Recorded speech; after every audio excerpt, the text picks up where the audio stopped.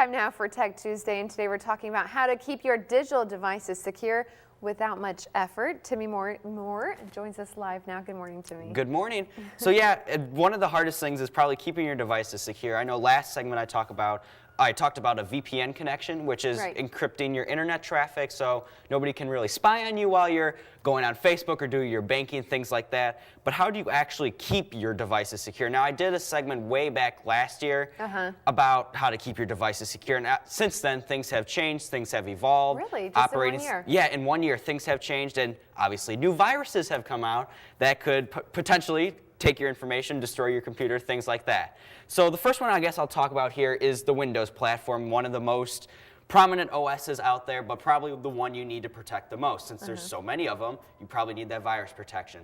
So one of the cool things with Windows 8 is Windows 8 comes with security software built in for free.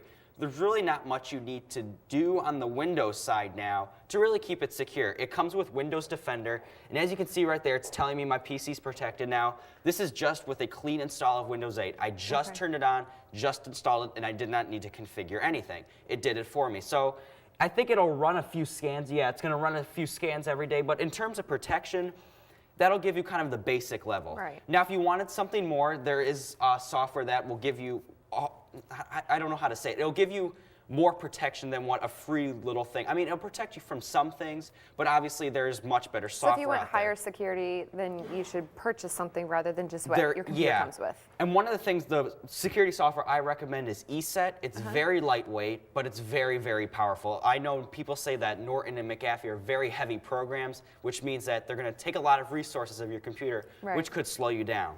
Now, I know I got a few more devices to cover. In terms of the Mac, people say you don't need virus protection for the Mac. Well, in some cases you do, in some cases you don't. I personally don't use virus protection, but again, ESET does offer for the Mac their Cybersecurity Pro. ESET, E-S-E-T. Correct, E-S-E-T, and it'll protect you obviously from antivirus, anti-spyware, and one of the cool things, it'll monitor your internet traffic to see if anything suspicious is trying to come about. Now, the next three devices are actually very interesting. I'll go ahead and just close these here so the viewers can see these better. So this one is a different computer. This one is called the Chromebook. I talked about the Chromebook last segment. Now, the Chromebook just runs a web browser. It's fast, it's secure, and there's pretty much no viruses for it. So there's no really protection for it. Now, Google does have their own browsing protection, things like that. But in terms of virus protection, if you get a Chromebook, I'm sure you've probably heard of the Chromebooks. They're very cheap. You don't need to worry about this. This is the Chromebook Pixel. This was their higher end version that I talked about last week. But in terms of protection, you're not really going to need to worry about much for the Pixel. Okay, got it. Well, we're a little short on time, but I want to hear quickly about these two. Sure. And the last two devices are the iPad, of course, and your iPhone, and of course the Android devices. Now, how do you keep these protected? There are mobile apps. Again, ESET does have a mobile protection that will watch your apps you install, watch the virus protections you go through.